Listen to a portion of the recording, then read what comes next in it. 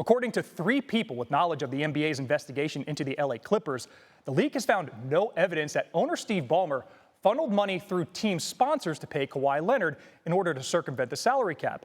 An 11-month-long investigation examined at least 4 companies that had deals with the team. Baxter Holmes has more on where league scrutiny will focus now. One of the things that our sources are telling us that the NBA is looking at is the nature of the introductions that the Los Angeles Clippers helped facilitate between Kawhi Leonard's camp and various team sponsors.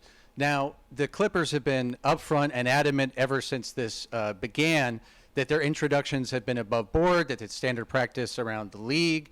And other sources that we've talked to have told us that if the crux of the NBA's case is focusing on the introductions and not specifically hard evidence of salary cap circumvention, that they didn't expect that this would be a case that could survive arbitration. That is the next step in a potential process towards a resolution in this matter. I think there's 2 important dates to keep in mind. In mid-September, there's going to be an NBA Board of Governors meeting, and I think that that will serve as kind of an inflection point as to we might have some clarity by then. If not by then potentially by the end of the month at the very least, when media day and training camps are set to begin for the coming season. And it's not just whether Kawhi is ultimately impacted by those decisions and what the league might find. He was set to return to Toronto, and this proposed trade, the whole trade's on hold while this thing plays out. The proposed deal was Kawhi going to the Raptors with Brandon Ingram, Grady Dix. I don't know if they look for apartments in LA. Also 2 firsts, 2 seconds, and a 2027 first-round pick swap going to the West Coast.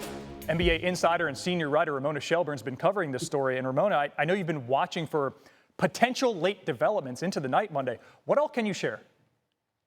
Well, I think a lot of this is should be read as the snapshot of where things are right now. And I think what Baxter was talking about at the league discussing with Steve Ballmer's attorneys right now are the nature of the introductions that were made between the Clippers and those sponsors, and also this sort of failure to supervise discussion. And this, some people have read this story as that there's sort of an exoneration happening. This is a negotiation between the Clippers attorneys right now and the league, but it's also an ongoing investigation. Like if there is more, there can come out. I think that this should be read as more of a snapshot of where things are right now. And the reaction around the league has been very interesting today. But let's see what happens, as Baxter detailed, as these negotiations between the parties continue, and the process that could play out depending on how those negotiations go. There's a whole arbitration process that could still play out as the weeks of the summer go on. Yeah, so much on hold there as we await word and the milestones coming up that Baxter discussed. Ramona, we're going to ask you to hold tight because there is some drama with LA's other NBA team. Yeah. The Buss family siblings issued a statement Monday saying they'd voted to sell their remaining 17.8% share of the Lakers to new owners Josh Kushner and Bob Iger at the same $12.5 billion valuation at which the club was purchased last week. A problem, Governor Jeanie Buss is contesting her siblings' votes, according to a letter from her attorney obtained by ESPN. Ramona, there's a lot there, and there's a lot more. It seems like there's no shortage of billable hours going on in LA. What more do you have on this? Yeah, listen, Jeanie Buss was the only one of the 6 siblings not to vote to sell. And what we're going to have now is a discussion about a court order from 2017, which her lawyer invoked in his letter to the other 5 siblings, saying, hey, we settled this in 2017. She's the controlling owner of the Buss family shares, okay? So the Buss family trust owns the 17.8% of the stock. There are 3 co-trustees. That's Jeanie Buss and Joey Buss and Jeanie Buss.